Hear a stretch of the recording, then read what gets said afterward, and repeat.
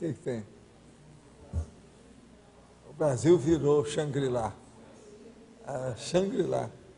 Nunca tem assalto no Rio de Janeiro, não há favelas, não tem favelas.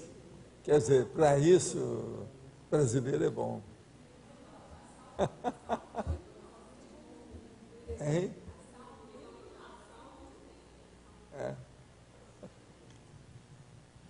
Jamais fazem aquela varredura, como é que chama?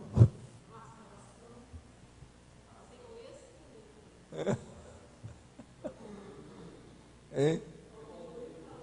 Não, Paulo Coelho está conversando com as moças. Está conversando com as moças. Foi para conversar com as mulheres. Ele quer conquistar o mulherio. O problema todo é esse. Ele já tinha feito uma reunião com ela. Está tudo certo. Está dormindo, aquele negócio não. Ele deve chegar lá e falar, olha bem, né?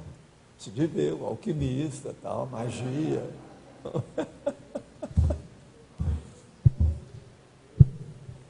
Alô, alô, alô, alô. Estamos aí hoje, o dia da candidatura. Estamos no páreo, não é isso? Vamos começar? Tertúlia. Meu boa tarde aí para todos. Hoje é 2 de outubro de 2009, sexta-feira. O verbete é o 1343, 4 páginas, 56 logias e 6 máximas. É sobre a candidatura evolutiva dentro da alta evoluciologia, que é a condição na qual se coloca ou se apresenta a consciência lúcida quando alcança algum patamar expressivo na evolução consciencial e aspira agora ao credenciamento do próximo nível natural à frente, a ser atingido por meio dos auto-esforços. O fato de toda consciência ser candidata natural ao próximo patamar contíguo da própria evolução. A autoconscientização nascida a partir da identificação da existência da inteligência evolutiva. A candidatura evolutiva da consciência gerada ante os patamares da escala evolutiva das consciências. A busca superlativa do ápice, do topo ou do máximo. A força da vontade na realização dos desejos da consciência. Os desejos a partir do psicossoma, substituído pelas aspirações libertárias, universalistas do mental soma. Os méritos evolutivos de cada consciência. A impossibilidade do fingimento do nível evolutivo nas comunex evolutivas, ou evoluídas. O saldo da ficha evolutiva pessoal como indicador de mérito. Então, por aqui, a gente vê o que a gente quer dizer, né? Agora, na argumentologia tem a caracterologia. 12 categorias de candidaturas evolutivas lógicas, razoáveis e racionalmente almejadas pelas consciências lúcidas. Isso aí eu peço a vocês para dar uma olhadela.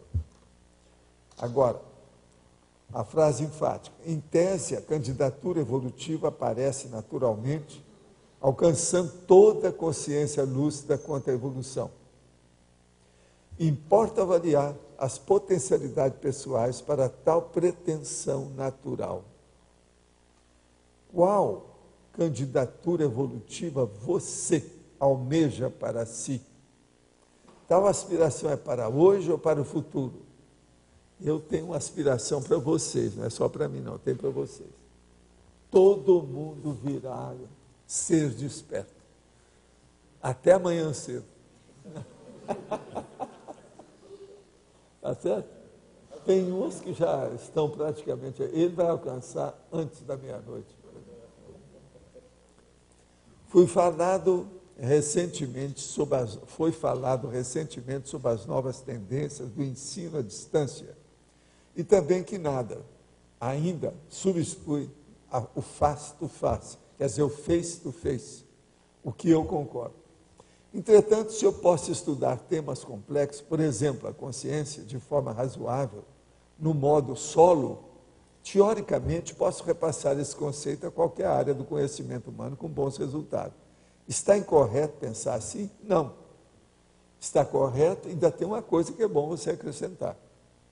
Eu sempre coloco o autodidatismo ou a autodidaxia bem acima, bem à frente do estudo formal.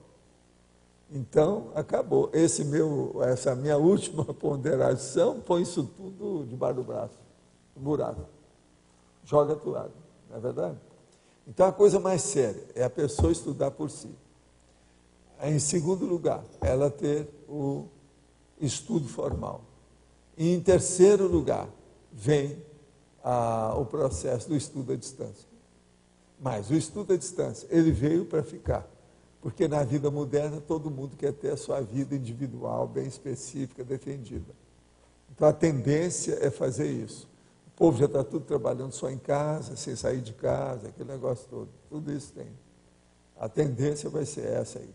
Isso aí o Toffoli já tinha falado nessa história há muito tempo, desde a década de 70, sobre os novos núcleos familiares, a vida moderna, a sociologia. O Marcuse falou, aquele outro cara também, que a mensagem, né? O da mensagem também, ele falou essas coisas todas. O Marcuse, o modo é a mensagem. Lembra daquele? Ele também já tinha falado disso, e também o Alvin Toffoli. Esse povo tudo, que é o do futurismo, da futurologia, que é a prospectivologia, que eu chamo hoje. Agora, então, nós vamos ver que o autodidatismo não pode ser esquecido nesse caso. Eu só peço a você para estudar isso. Agora, você tem razão no estudo. E eu também estava com a razão quando eu falei que ensino à distância é um negócio novo, e é uma tendência que veio para ficar. Aldo, só dá a notícia aqui. Rio e Madrid vão disputar, vai ficar... Bom, agora, Tóquio e Chicago já foram eliminados. Já foi? Está falando aí? Já foi... É só Madrid? Madrid então e Rio. Então o Rio já ganhou. Se ficou só isso aí, está mal contado, não está não? Esquisitérrimo. Então já ganhou o Rio. Sei, mas veja... Aqui. Quando eles escolheram a Catalunha para ser, da outra vez, aquela coisa toda, já excluíram Madrid. Madrid não serve para isso. Madrid é cidade tipo europeia, tudo espalhadão, esquisito. Gente, eu já não contei para vocês o caso das rádios que eu ia, andava o dia inteiro para chegar na rádio, que ela ficava alto esquerdo, fora praticamente do centro. Você está entendendo? De toda a urbanidade de Madrid. Madrid é grandona, com uma opção de coisa assim. É tipo Buenos Aires. Buenos Aires, por exemplo, não serve para isso. Por enquanto, não pode nem pensar. Que é a cidade que cresceu tipo europeia, horizontal. Não é tipo São Paulo, que é tipo Rio, que é vertical. Entendeu? Agora, lá não tem tanto espaço nem situação, não. Agora, é lógico, se eles toparem, devido ao problema do turismo na Espanha, é muito forte. Mas, você me perdoa, viu? Estou acabando com a sua Espanha. Mas, olha, se isso aí é verdade, o Rio já ganhou. Hein?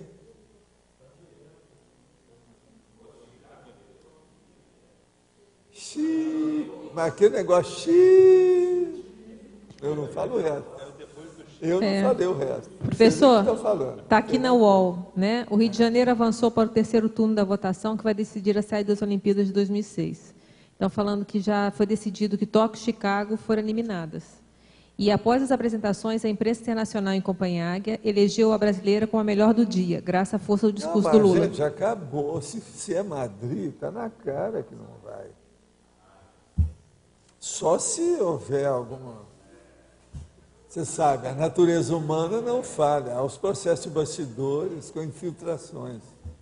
Nunca se sabe. Agora...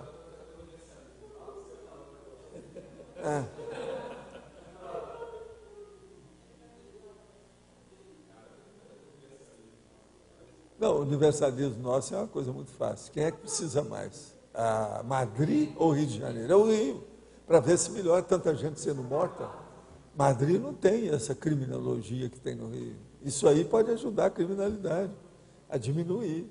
É isso que eu estou pensando.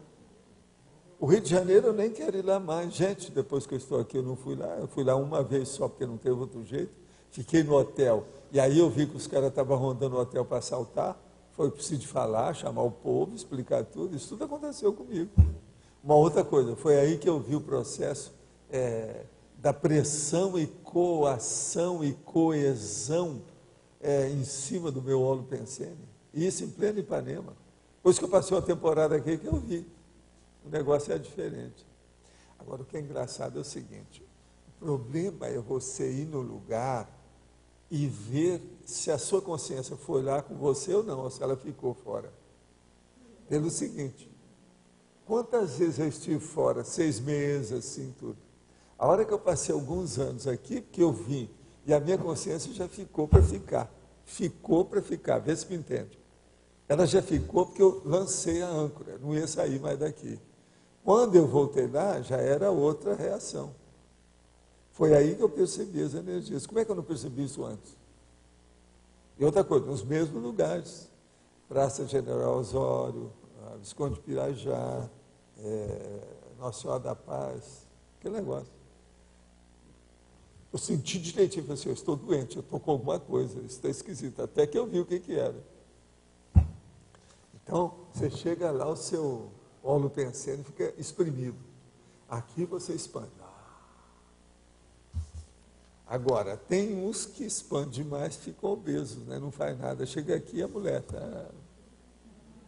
Entende? Isso aí precisa estar puxando a orelha dessa turma. Agora, gente, sou uma pessoa ansiosa. Há alguns dias o senhor comentou que uma pessoa assim só deveria chegar à conclusão a respeito de algo depois de pensar durante 5 dias.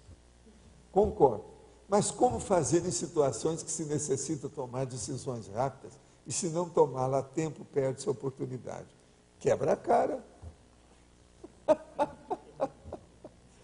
Na minha terra, eu falo isso há muito tempo, e aqui faz mais ou menos 15 anos agora, nós vamos 15 anos que eu falo a mesma coisa. O povo gosta de falar assim, pense antes de falar. Agora eu não, eu falo uma coisa muito mais séria. Pensenize antes de agir. Não é falar, falar é secundário, as palavras levam, o vento leva. Agora agir é que é o problema. Então, antes de você se manifestar, pensenizar integralmente através da ação, pensenize. Olha primeiro o PEN, bem, com calma, até chegar no N. Então, pensenizar antes de agir. Agora, se você tem que agir em cima do lance, você primeiro vai saber pelo horário quanto tempo você tem para decidir. Meu pai está na forca, eles vão enforcar que hora? É isso que você tem que perguntar. Aí você vai pensar em tudo. Pega um papel, uma caneta, coloca tudo no papel e vai ver o que é que interessa, o que é o certo. Aí você vai colocar a racionalidade, a ponderação, a lógica, o equilíbrio. Você vai ponderar. Então, com isso, você pode resolver a coisa. Vê se você tem 1 hora para pensar. Agora, não vai no bico do povo, não. Porque tem, de vez em quando, a turma quer fazer, vamos dizer assim, exagera, né? A necessidade das coisas. Tem coisa que não é bem assim, não. De modo que o vulcão explodiu, pergunta qual a cor da lava. Vamos com calma. Entende? Como identificar um bagulho energético e o que posso fazer com as imagens de santo, colares e outros para atuar? Isso é uma piada, né? Ele já está fazendo a pergunta e está respondendo, é íncito. O que posso fazer quando estou sendo atacado pelos assediadores, agora que decidi eliminar as bengalas? Sinto ânsia de vômito, isso faz parte do serviço, mostra que seu negócio é forte. E uma angústia terrível, às vezes corro para uma igreja ou centro. Até que eu não controle a minha energia, o que posso fazer? A primeira coisa é o seguinte, você vai pegar tudo quanto é esse bagulho, vai fazer um buraco num lugar que ninguém esteja vendo e você vai enterrar isso tudo. o mais depressa possível. Isso até amanhã cedo, às 5 horas da manhã. Enterra isso e liquida. E outra coisa, coloca uma porção de flor em cima. Planta. Flor bonita. Não é? Assim, flores grandes, etc. Tal. Faz um canteiro em cima. Como se fosse um enterramento de defunto. Isso é que é o ideal. Entende? Agora, não deixa nada escrito em cima, só deixa a flor, para você saber onde é que foi. Agora, enterra tudo. Ó, disso tudo que você falou, cada um é pior do que o outro. Colar, patuar, imagem de santo. O que é pior do que isso? Aí o patuar deve ter né, de coelho, pé de coelho. Deve ter esse negócio todo aí. Agora veja, como identificar um bagulho energético? E o que posso fazer com as imagens de santo? Quando você fala bagulho energético, imagem de santo, colar e patuar, o que é que tem pior do que isso? Uma outra coisa, vê se na sua casa tem, comigo ninguém pode, dá um sumiço também na planta. Olha bem isso aí também não é bom não. Comigo ninguém pode, o cara queria sair e fazer o exorcismo e o desassédio do poltergeist da casa dele. Então arranjou comigo ninguém pode, feito por um despacho. Você está entendendo lá? Então o comigo ninguém pode já veio com despacho. Piorou tudo. De modo que é bom também ver isso. Olha bem a situação. Agora, gente, eu queria saber aí, a Nara não está aqui hoje também não, mas o problema é o seguinte. Amanhã o Bonato vai lançar o livro dele, Gato Preto, Gato Branco. Vai ser no Carimã, ao meio-dia, que é o horário que eu estou aqui. Eu queria saber se alguém aqui vai lá. Se alguém vai nesse... Hein? Você vai lá? Então você vai lá e fala que eu mandei um abraço para ele, que eu estou aqui na tertúlia falando do livro dele. Diz que eu fiquei aqui para fazer propaganda do livro. Fala com ele. Ele entende que ele já esteve aqui antes de lançar o livro, ele falou comigo. Explica para ele tudo direitinho e tal.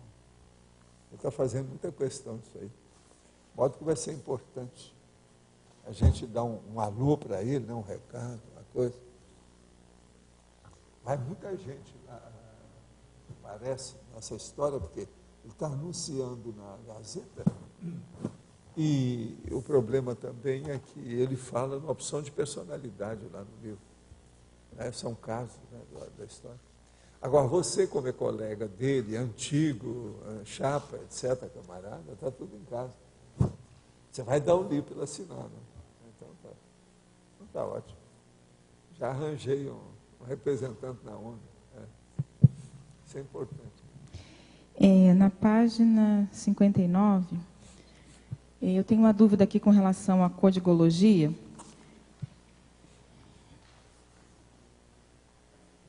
É sobre o que você tem? Codigologia, o Código Pessoal de Cosmoética. Codigologia. O Código Pessoal de Cosmoética sendo item relevante pró-candidatura evolutiva. A minha dúvida é assim, por exemplo, também considerado uma candidatura, um pré-intermissivista, para entrar no curso intermissivo? Também. Né? Também, né? Também. Então, nesse caso, a gente, então, sendo pré-intermissivista, apresenta ainda um CPC, mesmo que incipiente ou teórico? Porque se isso é um pré-requisito, de certa forma, né? Como é que é isso? Assim, para o pré-intermissivista, ele está sendo considerado... O pré-requisito seu que você tem é o seguinte, melhora a sua ficha que você entra no curso intermissivo. Não, eu entendi, mas eu digo... Melhora a sua ficha que você faz tudo melhor na frente. Qualquer candidato tem que melhorar a ficha. Eu entendi. Olha o saldo. A minha gatinha já falou para mim que ela quer entrar no curso intermissivo, na primeira oportunidade. Ela já começou a mexer na FEP. A gatinha, a Crista. A última dela agora, ela quer brincar com meus remédios na hora que eu coloco para tomar.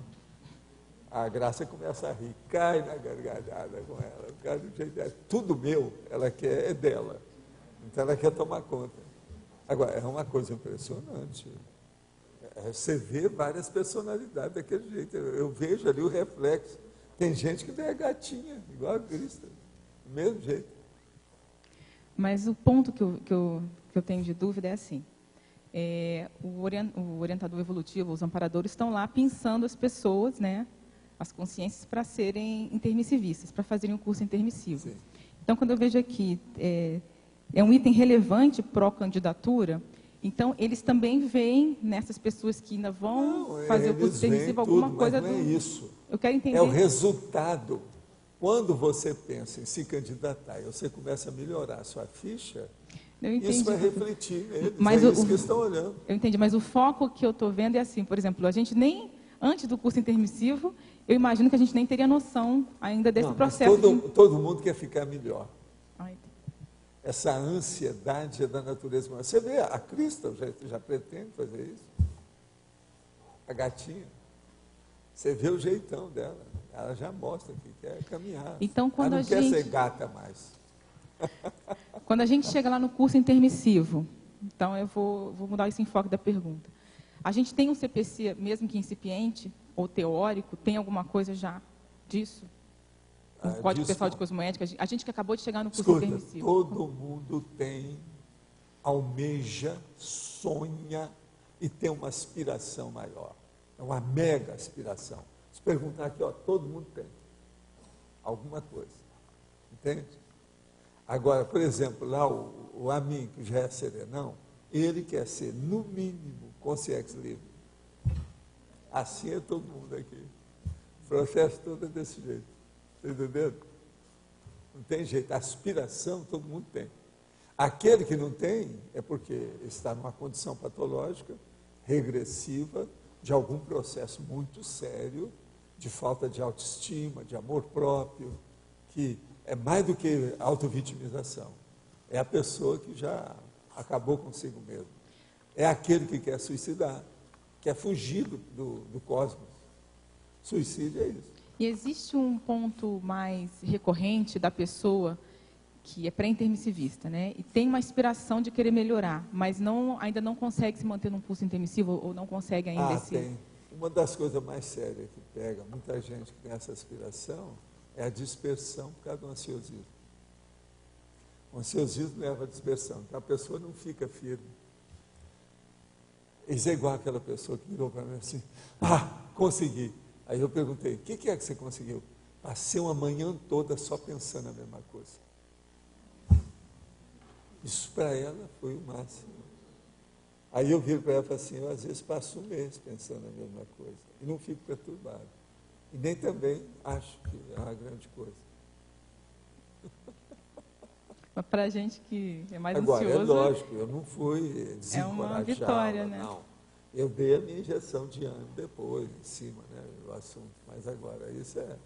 Agora, não, você veja, estou felicíssimo. Mas o que foi? Passei a manhã toda pensando só sobre o mesmo assunto.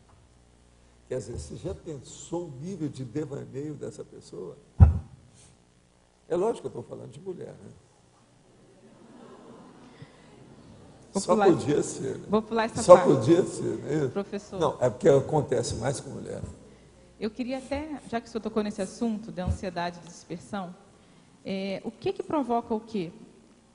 O que provoca o quê? O que vem antes, a ansiedade ou a dispersão? De quê? Não, eu retorno a pergunta, né? Faço uma contra-pergunta porque eu não entendi. O que do quê? Eu vou repetir, já que o senhor falou... É o KID. Ela está querendo falar, é o KID.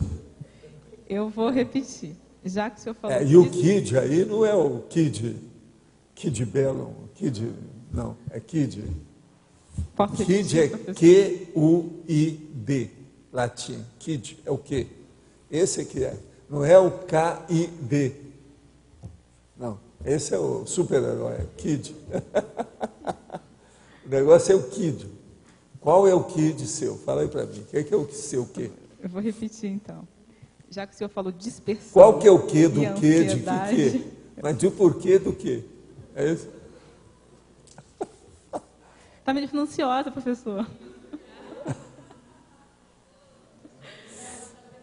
Não, você quer saber o seguinte, qual é a aspiração que a pessoa tem maior, né? Isso é o que está por trás. E o que é que está por trás disso? Por que está lá? Comparando a ansiedade com a dispersão. Assim, pois mas isso varia de acordo com a própria pessoa. Agora, a dispersão, aí não permite a pessoa raciocinar. Está entendendo? Isso aqui é o ruim. Então, há um desequilíbrio íncito na máquina. Ela não está produzindo bem.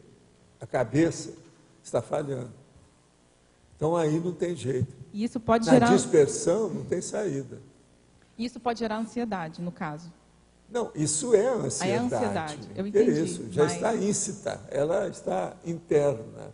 Mas a dispersão ela é mais abrangente, né? Hein? A dispersão ela é mais abrangente, no caso. A dispersão, na hora que você vai falar, ela pegou tudo. Tá certo? Como é que é? Mas isso, se pegou tudo, há um desequilíbrio geral. Esse é o desequilíbrio total, é o completo. É anarquia. Dentro do micro-universo consciencial, há uma anomia. A anarquia tomou conta, a desordem absoluta. É a guerra civil dos seus pensamentos. Estão lutando entre eles.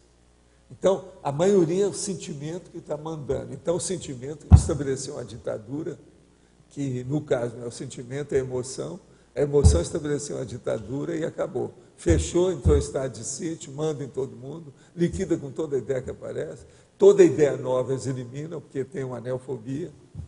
Isso é um monte que está com esse micro-universo consciencial conflagrado, chama isso. É a conflagração. Você está entendendo? Eu estou dando a metáfora inteira para vocês entenderem. Já tem muita gente que escreveu sobre isso. Entendi. Eu estou dando a metáfora do início até o fim, né? Desde a juventude até a ansiedade, ou a ancianidade. Eu estou pensando aqui, por exemplo, na questão, por exemplo, eu já consigo imaginar pessoas, a pessoa ansiosa, ela é sempre dispersa. Mas pode existir pessoa mais dispersa e não ser ansiosa? Para que você quer saber disso? Eu estou estudando isso, professor. Sim, quero mas para quê? Não existe essa hipótese. Não, eu estou perguntando. Você está querendo defender não o defender. indefensável. Não dá. A pessoa não quer defender, eu quero dissecar o negócio. A ansiedade liquida com tudo. Se a pessoa não tiver cuidado. Pelo seguinte, ela não sabe, você não sabe, eu não sei, e ela não sabe. Na hora que vai decidir uma coisa, se ela está com ansiedade, acabou. Você não sabe o que vai sair dali. Alguém sabe? Pode pedir o pronto-socorro, Law and Order, Cross Jordan. Eu estou perguntando até o morto isso, para ajudar. Isso que não resolve nada. Então, o negócio é antes. Eu me lembro numa tertúlia. Agora, lembre-se, no meu caso, vou agora te dar o que é o contrário disso. Eu, um jovem ainda, 28 anos, certo? Um meninão. Eu tinha acabado de acertar o meu cérebro, fazia 2 anos, que é com 26. 28 anos. Mas já era odontólogo. Estava terminando o curso de medicina. Mas não sou besta, tem as coisas todas na minha mão. Tudo certinho, que eu nunca sei o futuro, o que acontece. Antes disso, eu já tinha passado uma vez que eu fui tomar um antitóxico e ele me intoxicou. Me deu uma crise terrível de alergia, que é o negócio mais bravo que tem. Então, o que eu tinha? Eu já tinha os remédios tudo à mão com a situação. A hora que eu senti que eu estava infartado, eu coloco o remédio embaixo da língua e fico quieto. E só falo, chama o povo aí, que eu estou com... Me deu infarto. Quando eles chegam, eu já tinha tratado de mim. Sem ansiedade, sem nada, com calma, não gritei com ninguém, não chorei, não esperneei, nada. Você está entendendo? Tudo ali. A maior naturalidade. Meu pai, presta atenção, isso agora, bem antes disso, eu era ainda menor. Meu pai, então, corta a carótida. Na parede fica aquele sinal assim, aquela rosácea de sangue, tudo bonito, porque o esguicho do sangue. Negócio bonito. A minha mãe deixou para eu ver como é que era. O trabalho artístico de uma carótida, que era o meu pai, morreu. Agora, então, eu vou enterrar meu pai. Chego lá com a maior naturalidade, sem choro, sem grito, sem cara amarrada, sem nada, com a maior naturalidade. Faço um discurso na hora do enterro. A cidade inteira lá. E eu era o menor que estava lá. O resto tudo era adulto. Você está entendendo? Agora veja, não vejo nada demais nisso. É o meu jeitão de ser. Isso foi bem antes. Você está entendendo? Bem antes da história. É tanto que eu era menor, eu ainda não tinha 21 anos, tinha que colocar, eu com 21, eles ampliaram meus negócios de idade, para eu poder gerir as coisas do meu pai. Entende? Por causa dos meus irmãos, etc., aquela situação toda. Isso, na ocasião, os caras fizeram isso lá para mim, que eu era menor. Agora, a cidade toda foi lá, porque ninguém sabia como é que era o meu pai. E ele ajudava todo mundo, porque não saía de casa. Quem levava as coisas para ajudar e fazer assistência era eu. Eu que levava o dinheiro, as coisas. Então, a hora que veio, eu disse, mas por que esse homem era tão querido e ninguém sabia? Entendeu como é que é? Agora, eu fiz um discurso, meti o pau, ó, se vocês estão pensando que ele fez suicídio, isso está tudo errado, ninguém deve suicidar, a vida continua. Agora, o meu pai estava doente, tinha isso, expliquei tudo ali, com a maior naturalidade. Tudo. E outra coisa, foi um único discurso que teve, todo mundo quietinho, nada de besteira. Colocamos o cadáver no buraco e jogamos flor. De modo que isso é o contrário da ansiedade. Você está entendendo como é que é? A vida é assim. Nós temos que ser assim.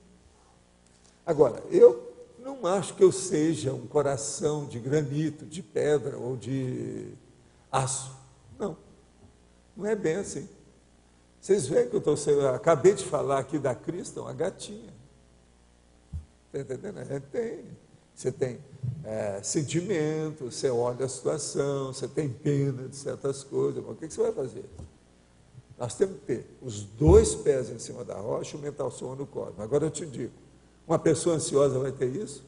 Ela nem raciocinou nisso. Ela ainda não tem ainda capacidade de pensar numa coisa dessa. Como é que fica?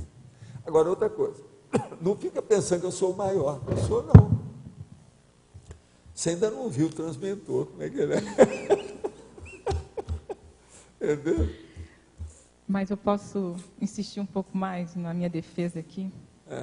Né? Porque eu estou tentando juntar algumas coisas para poder entender, professor. Então é o seguinte, eu me lembro numa tertúlia que eu fiz uma pergunta, que era assim, a pessoa quando ela foca numa coisa inadequada, errada, sim, também é uma espécie de dispersão da condição positiva. Eu tenho um princípio para isso. Como é que é o meu princípio?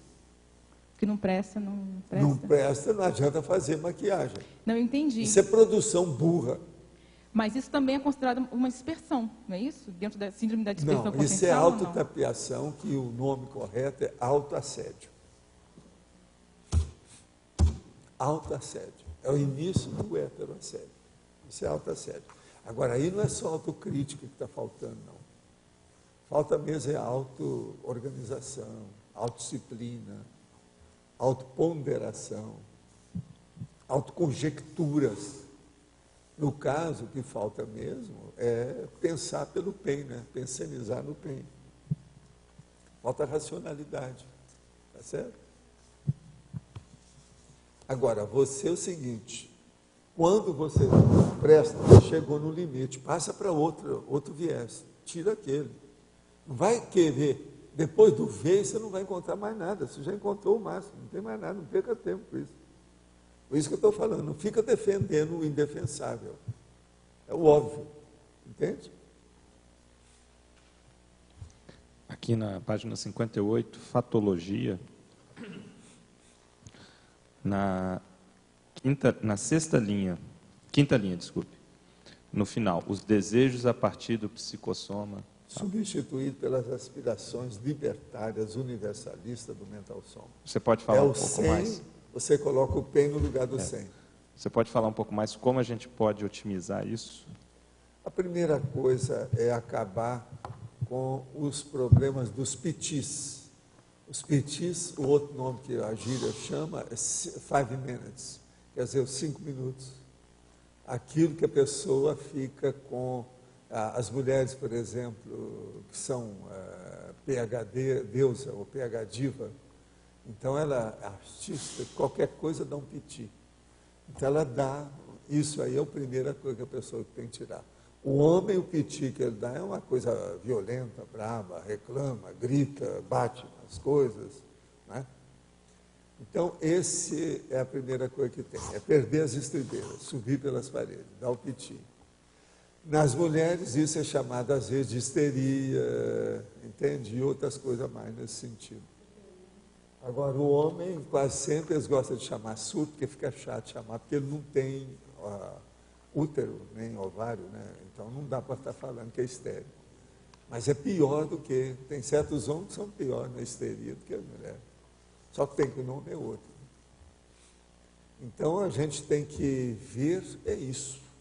Primeira coisa que a pessoa vai, ela tem que perguntar para ela, nesses últimos 12 meses, eu tive algum surto, de algum modo, que eu posso classificar como ter saído do meu equilíbrio? Por exemplo, às vezes um bicho que bateu na sua cara, você ficou danado da vida. É aquele negócio do leão. O leão que se matou sem querer. Entrou a mosca no focinho dele, e aquilo começou a funcionar, e começou a bater nele mesmo, matou ele mesmo. Entendeu? Suicidou sem querer. Então, é o leão, você vê, o leão, que é considerado o rei dos animais. Né? Agora, você pode dar alguns exemplos das aspirações libertárias universalistas? O que você considera assim como principal? A primeira coisa é assistência, a interassistencialidade. Agora, o problema todo é o ensino do discernimento para si mesmo.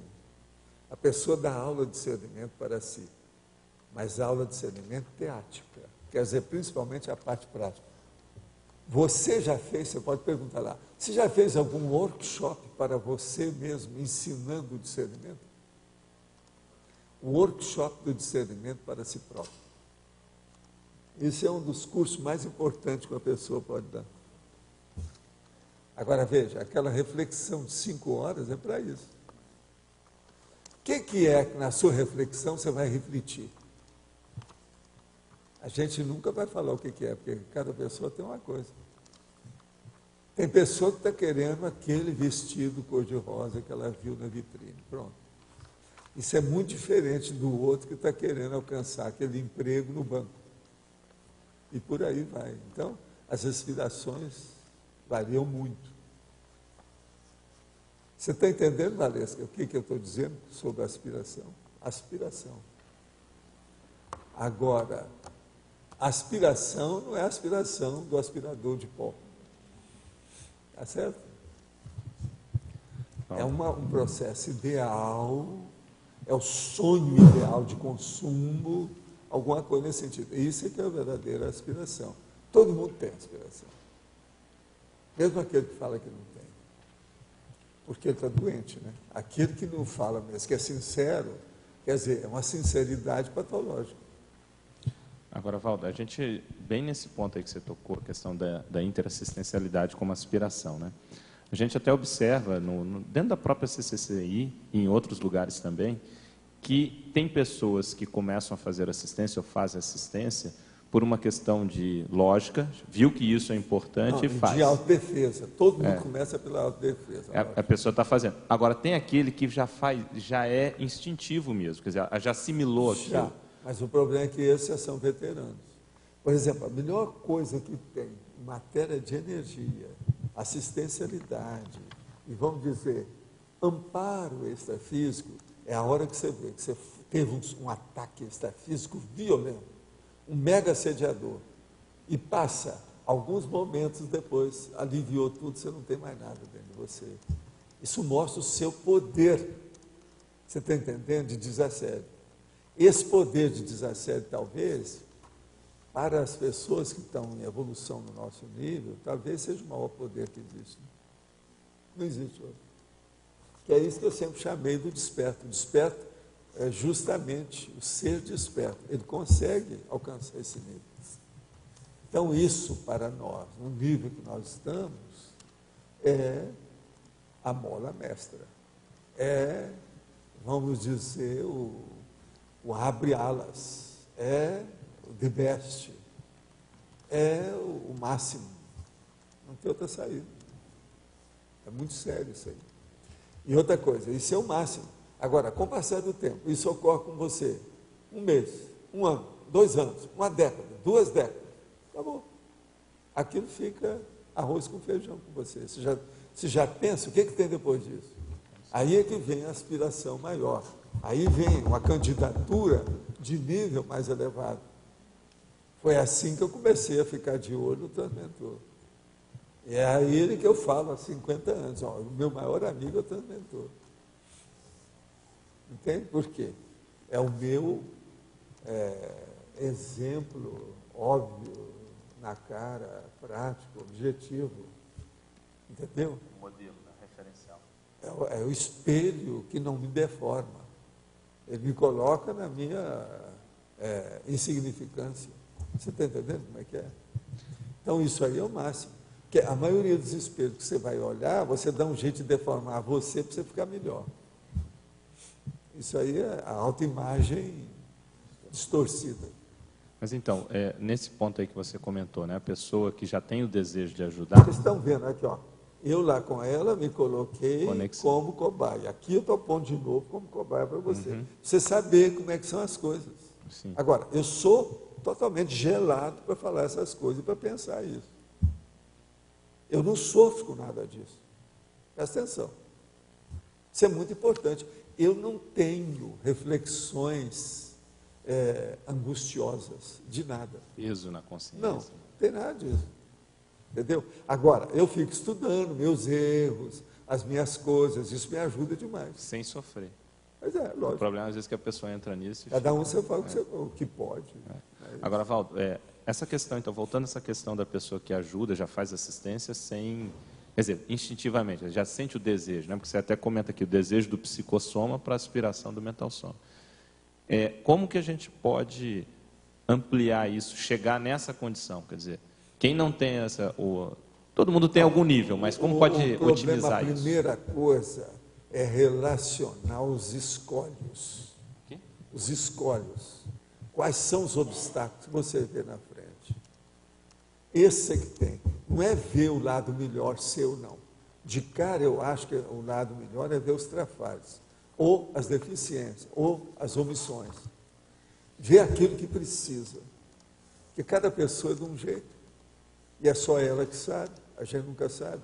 Uma outra coisa, o mais importante não é aquilo que é visível, não. É aquilo que só a pessoa sabe. Então, uma das coisas mais sérias que tem para fazer essa autoavaliação é a pessoa ver o que ela pensioniza. A hora que ela está sozinha em casa, está preparando para dormir, o que é que ela pensou? Quais foram os últimos pensamentos dela, talvez, para fazer amanhã cedo? Isso aí é que é a coisa mais séria, porque é aí é que tem, vamos dizer, a raiz de todos os males. É aquilo da pessoa consigo mesma. É aí que tem as autoculpas, é aí que tem as invejas, aí que tem os orgulhos não satisfeitos. Então, isso tudo tem que ser relacionado. Agora, por exemplo, chega num certo ponto, que é esse meu caso, por exemplo. Nada disso me perturba. Não tem nada. E outra coisa, eu não tirei o corpo fora. Eu não estou minimizando os perigos, ou os problemas, ou as questões. Não. Mas isso não é perturbador. Entendeu o que quer dizer? Porque se você é o seguinte, se você for querer ficar sem perturbação nenhuma, você está perdido.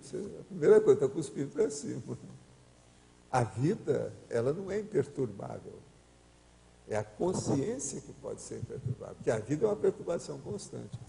Gente, se não tem perturbação, é porque você está perdendo sua vida. Eu chamo a perturbação de crise de crescimento. Sem crise de crescimento, então para que você está vivendo sua vida? Você está repetindo o passado?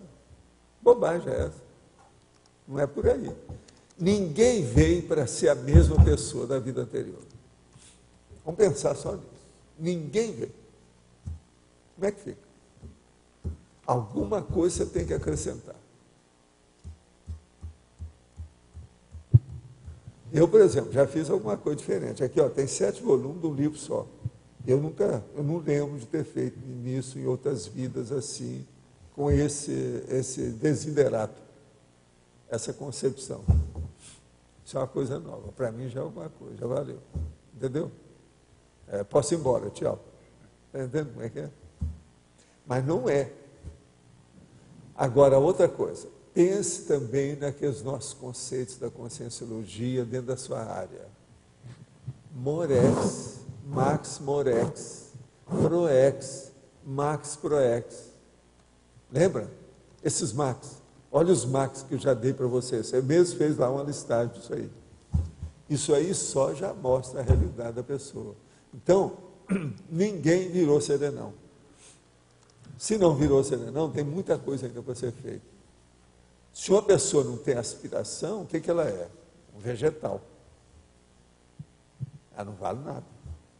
Se aqui tem gente que não tem aspiração para nada, isso aí é aquele negócio. Faz um buraco, entra dentro, põe uma pedra e não dá endereço para ninguém. Entende? Não há aspiração. É aquele negócio também que fala, né? A insatisfação move o mundo, né? Se a pessoa já está satisfeita demais também... Tem alguma coisa errada. Agora, outra coisa. A ilusão do momento evolutivo, né? Ela quer, aquela ilusão daquele momento, ela quer que seja eterno. Isso também é impossível. Não há momento nenhum que seja eterno. Sempre tem um outro depois dele. E esse outro sempre é mais importante, porque ele é que é o atual, é o presente e futuro, o presente já futuro. Então, por exemplo, eu faço isso. Não adianta vocês reclamar do barulho que eu fiz, já passou, pronto, se eu passar, não vai voltar, se eu não quiser. Agora, então, veja, olha o negócio da vontade, se eu não quiser. Isso que você comentou da imperturbabilidade da própria pessoa, né, da consciência, já é, vamos dizer assim, o início do processo do serenismo, né?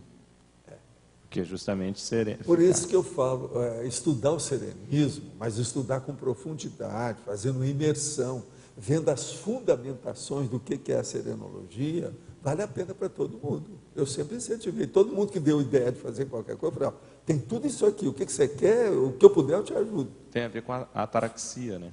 Que vem já a ataraxia. Justamente. É a ataraxia pura, você está entendendo? Agora veja, quem já tinha pensado na ataraxia, porque já tinha chegado lá, isso tudo deve ser ideia de serenão antigo. Que não são esses amigos do Arlindário. Foram inspirados. Não, tudo é antes. Eles foram inspirados por ele. O negócio é anterior. Mesmo esses modernos, aqui, vivo falando aqui na Hannah Arendt, que foi uma das maiores mulheres do século XX. Ela era muito complicadinha, coitada. Tinha até pena, né, de certas coisas dela, complicadérrima, quem for ler. Mas vale a pena, é uma senhora personalidade. Ela desafiou o mundo, inclusive o mundo pessoal dela, os judeus, todo mundo. Isso não é fácil. E outra coisa, lá pelas tantas ela viu, né, que a filosofia era burra, ela chegou a essa conclusão, mas não falou. Só falou assim, não, eu não sou da filosofia, eu sou uma cientista política.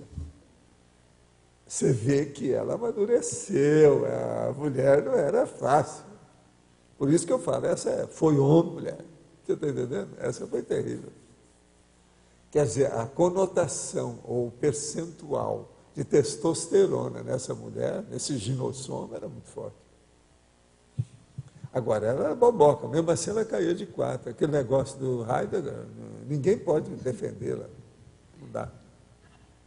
Vocês viram, nem o livro do nosso amigo aí, o Moran, nem ele defendeu. Ele só falou assim, não meteu o pau nem nada, mas indicou, né?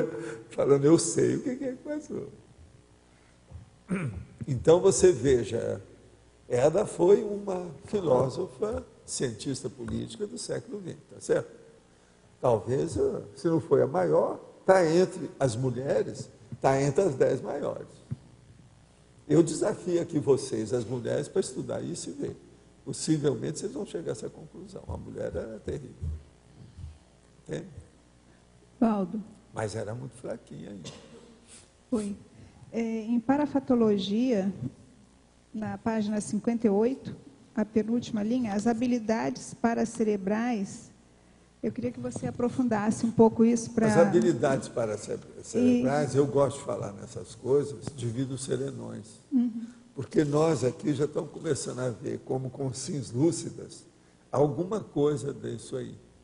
Então, a paracerebral, quando a gente fala, nesse modo de falar, diz respeito tudo aos parafenômenos, aos parafatos. Então, é um processo de paraperceptibilidade, é um processo de sensibilidade maior parapsíquica. Então, aí entra o processo de energia, entra isso tudo.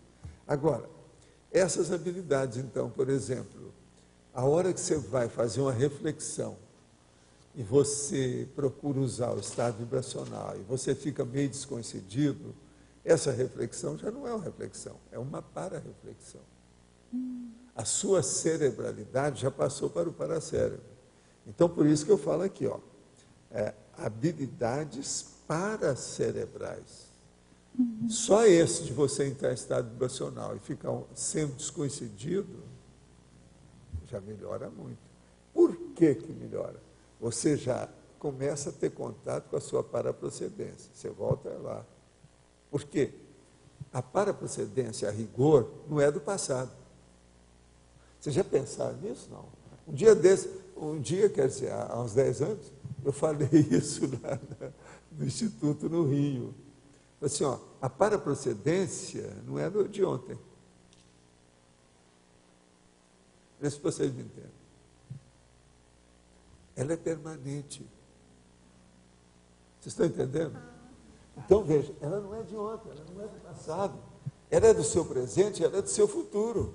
É cada vez que você se contata lúcido com o extrafísico, mas você agora, está na veja, sua paraprocedência. Então, a primeira coisa, você já começou a ter um recontato mais íntimo agora com a sua permanência tá lá. Certo. A permanência que é a procedência sua. Tá Mas certo. isso não é tudo. Na hora que você faz isso com o passar do tempo, você vai acabar acessando alguma central extrafísica. Com certeza. A primeira que a pessoa vai acessar vai ser de energia. Sim. Mas vai chegar um ponto que aquilo da reflexão, ela vai pegar da verdade. Os negócios vêm iluminando aquilo. Vai dar um abertismo consciencial, vamos dizer assim, quase que de mutação na cabeça da pessoa. Aí a Nel Verpon vai aparecer só com N maiúsculo, E maiúsculo, tudo maiúsculo. Eu tenho outra pergunta aqui, mas eu queria aprofundar nessa das centrais extrafísicas. Então, existe uma ordem crescente de acesso, possíveis acessos... Não. As centrais, elas existem. Tá. Mas uma central, da verdade, precisa de ver o nível que você entra na faixa dela. É igualzinho você sintonizar uma alta frequência. A baixa frequência, você não vai chegar lá. Agora, você começou a entrar numa alta frequência, aquilo vem a onda sua. O seu micro-onda vai bater lá, aquilo te dá uma resposta. É o eco. Aquilo vai e torna a voltar à ressonância. Sim. Ao retorno, à resposta. Entende como é que é? Entendi. Agora, isso, o que eu estou falando aqui agora, estou traduzindo a coisa na prática. Como é que é? Nós falamos muita coisa aqui teoricamente. Hoje eu estou tentando traduzir a coisa como é que de forma mais objetiva, né? Dando um exemplo. A homologação do intermissivista, como acontece isso? É a hora que ele chancelou as coisas todas que ele aprendeu. O que ele admitiu até agora para enfrentar a situação. Então, é o novo patamar que ele acatou. Ele abraçou. Entendeu? Ele acolheu. Enfim, ele entrou de cabeça, né? Assim que o povo fala, entrou de cabeça nas consequências e nos efeitos do curso intensivo. Entendi. Isso é igualzinho àquela pessoa, por exemplo, uma pessoa que era médium, que começa a estudar projeção consciente, por exemplo, o livro Projeciologia, depois ele vai entrar de cabeça aonde? Na conscienciologia, por causa das consequências da projeção. É a mesma coisa o curso intermissivo. Ele entra de cabeça naquilo, aí ele vai pensar na ProEx. Primeira coisa que ele vai pensar é a programação existencial. Porque ele não quer repetir o que já foi do passado. E lá pelas tantas ele vai saber que as procedências variam de acordo com o saldo da ficha. Então você mostrou. Tá bom. É igualzinho aquele negócio entende? As digitais. Você chega já na porta, não, já não deu mais, já estão mandando aqui que eu tenho que subir.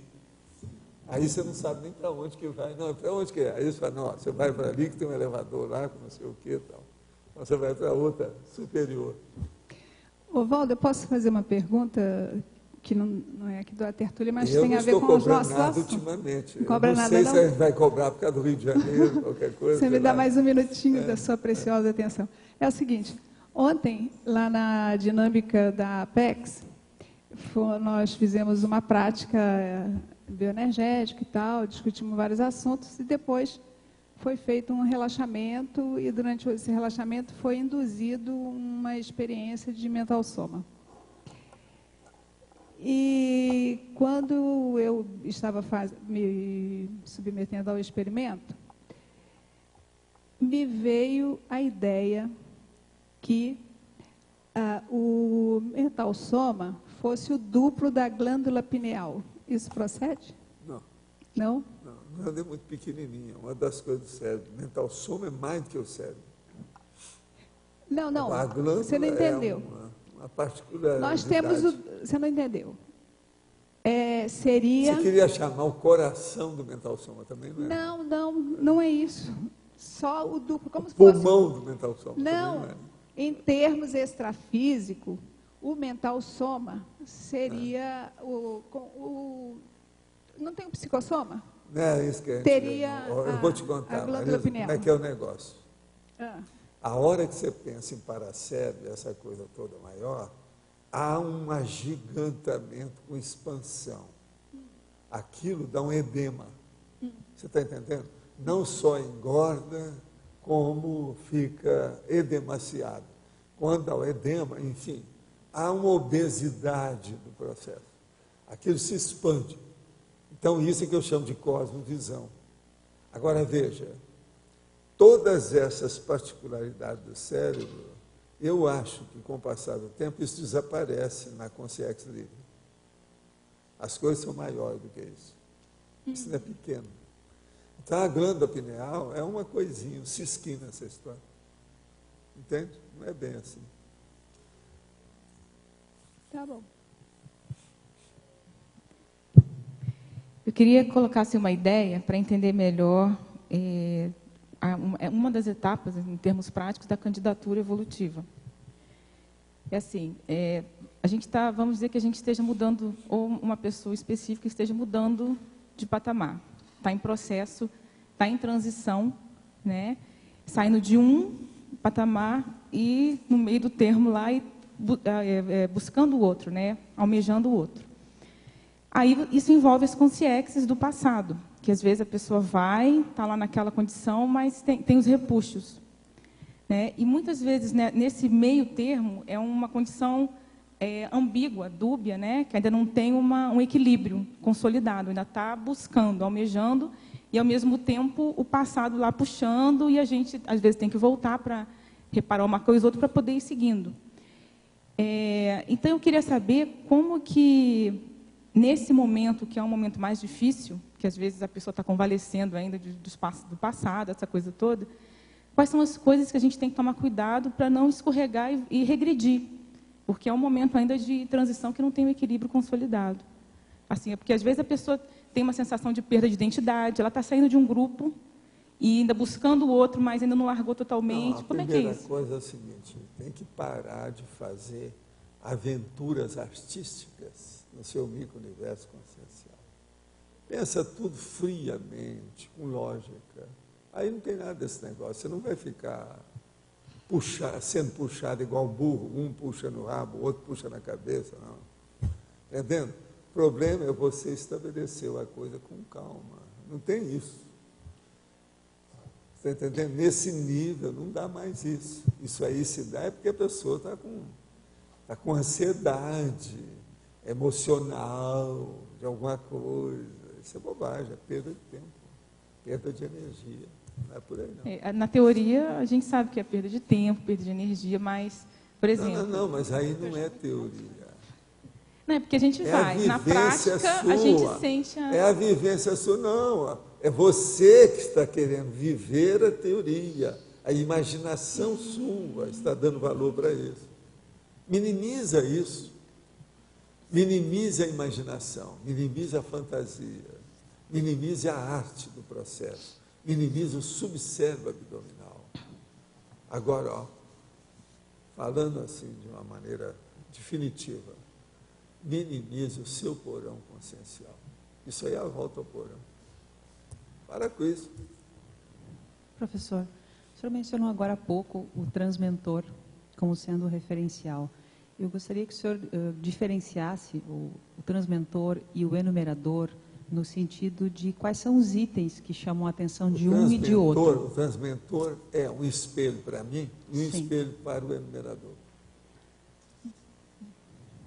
A capite? Mais ou menos. Aprofunda um pouquinho mais. Hein? Aprofunda um pouquinho mais esse aspecto. Não, mas raciocina. O que é que você quer que eu explique mais? Quais são Ele é um modelo para mim, é um modelo para o enumerador. Nós somos mais ou menos iguais. Sim. Em termos de agora, ele não, ele é diferente. Ele tem um terceiro chifre, que a gente não tem, nós só temos 2. O senhor pode é aprofundar? assim que a gente chama dos caras, né? O senhor pode aprofundar um pouquinho mais esse terceiro chifre? Pois é, o terceiro chifre. Ele tem mais condições evolutivas mais amplas. Ele entende a inteligência evolutiva mais do que eu e mais do que o enumerador. Agora, ele demonstra isso na hora que a gente tem decisões, a situação dele, a situação que ele apresenta é sempre mais inteligente, maior, mais ampla, mais lógica, mais racional. Enfim, ele falou, você coloca o rabo entre as pernas, abaixa as orelhas e vai pensar se você está de acordo ou não. Quase sempre você é obrigada a julgar a toalha. Entendeu como é que é? Agora, olha, mas a gente desconta, né? Tem as represálias. A hora que chega a monja,